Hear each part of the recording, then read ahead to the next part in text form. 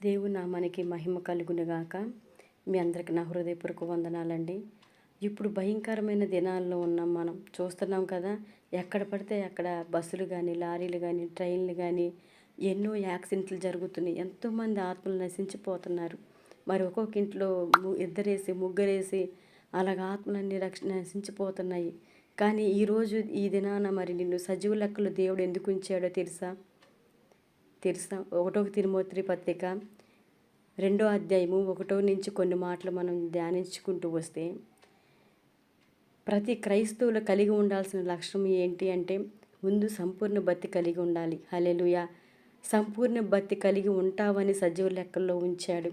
మళ్ళీ రెండవదిగా, నీవు సుఖముగా నెమ్మది కలిగి నీ కుటుంబం బ్రతకాలంటే నీవేం చెయ్యాలో కూడా దేవుడు చెబుతున్నాడు. ఏంటి అంటే, ముఖ్యంగా అందరికంటే అన్నిటికంటే ముఖ్యంగా మనుషుల కొరకు, రాజుల కొరకు, అధికారుల కొరకు విజ్ఞాపన యాచనలు ప్రార్థనలు చేయాలి. హల్లెలూయా అని దేవుడు హెచ్చరిస్తున్నాడు.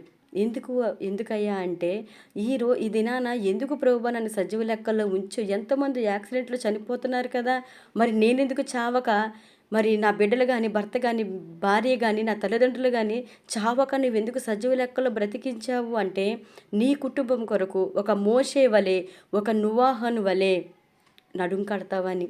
హల్లెలూయా.